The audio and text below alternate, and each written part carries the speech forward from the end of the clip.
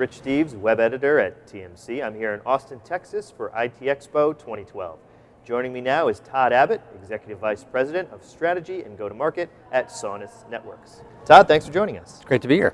So it's been a pretty exciting year for Sonus. It has. This has been really the big year for us from a transformation standpoint, really from a voice over IP infrastructure company to one that's really about SIP and enabling UC in the cloud for both enterprises and through the service provider. So we're making a lot of headway and really tilting the company to the new direction. So you've done a lot of work in the session border controller space. What do you think is driving the growth in that particular space? So I think SIP and an overall market evolution standpoint is really at a really key inflection point. It's been around a long time. It really was what enabled voice over IP to move from a premise-based to wide area communication to be able to offer high quality voice across the internet and converge voice and data. That's been the big driver of SBCs as the key technology to manage call flows from hop to hop across carriers. And then most recently, the last 2 or 3 years, SIP trunking has now brought SIP to the enterprise, which is now enabling the development of really the application, the class of applications that SIP was intended to do, to move from circuit-based applications to session-based applications. It's now starting to open up a world of new applications and the ability to move UC to the cloud and really ultimately unify communication, because there are a lot of point applications. And so it's now starting to develop. So we've gone from that first phase of converging voice and data in the backbone and in trunks to now starting to see the applications affect unified communication. And all of that drives demand for more session border controllers. Absolutely. So you talked about the enterprise market a little bit and the evolution of UC. Is it something you see exclusively for large companies, or is it something that small and medium businesses should use as well? No, I think it's going to happen, in all segments. I think the market will address those segments differently. The smaller the company, the more acceptable or more open they are to more cloud-based, and so I think carriers become the primary vehicle to those markets. And you see a lot of companies, 8x8 and Finality, really being able to address that market, because large and small enterprises don't have large IT staffs, don't want to invest in that, and so a per seat, per month kind of capability where the service provider delivers that integration is really a great fit. As you move up the stack from a segmentation standpoint, you get into the mid-market. I think there you're going to see a difference, a blend of the two. When you get into large, today large enterprises mostly are looking for a private cloud implementation. A lot of those private clouds are being implemented by service providers. We think they're going to move through an adoption phase where it moves to private and public, and then ultimately to really a public-based cloud, but it's going to take a while. Absolutely. So Sonus has had a big year. You had a big acquisition this year. How has the acquisition of Net affected the company? Yeah, the NET acquisition for us, we're 30 days into it. Spent a fair amount of time doing some integration planning. So after the first month, we feel really good about the team and the technology. And what it's really done for us is taken a strong high-end SBC play for the enterprise and now filled it out completely so we can address a VoIP gateway, SBC technology for a small branch office all the way up to the headquarters location. So we can do it all. And it also gives us now a very strong partnership with the Microsoft Lync community.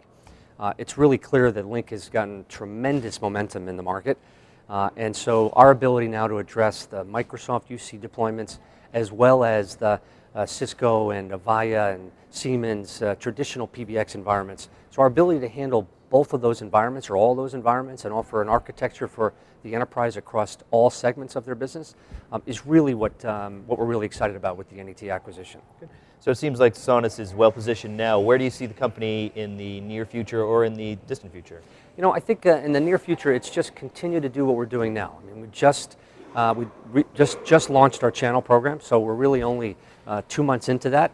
That's beginning now to lay the foundation for us to extend our reach. That begins to come online from a delivering of some results here in Q4, positions us well for 2013. So it's really about continuing to execute for service providers. There's still going to be a tremendous amount of demand in the interconnects.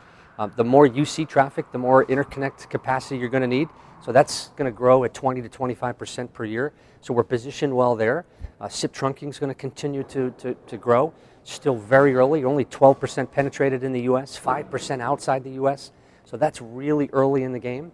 And now it's about getting out to the enterprise and helping them with their enterprise architectures to unify these heterogeneous UC environments. Every large enterprise has a mixture. And so they're really stuck with, how do I address, I've got some Cisco here, some Avaya there, some Microsoft. How do I unify these environments to offer really one set of interfaces and a federation capability across that within my enterprise? So that's the next big phase. And so we're just going to continue to build this slowly as the market grows, and I think we're positioned quite well. So looking into that crystal ball, you talked about the adoption of SIP and UC technology is not as wide as we might expect. When do you see that really reaching that tipping point? So I think, if tipping point is defined as you're now over 50%, I think that's going to be several years. From a demand and momentum standpoint in a large enterprise, I think we're really past that tipping point. It is really starting to accelerate in the US. As you go around the world, it's very, very different. There are some countries that you can't get a SIP trunk today. SIP trunking is only for the interconnects between carriers. And so it's very easy, frankly, to look at these markets and understand where is UC in the cloud really going to play, because SIP trunking is the critical requirement.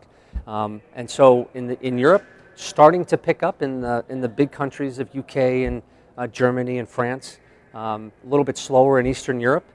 In Asia, still really just targeted in countries like Australia and Singapore. Korea is one of the most advanced from a SIP trunking standpoint. But you go to some of these other larger countries, it's still very early.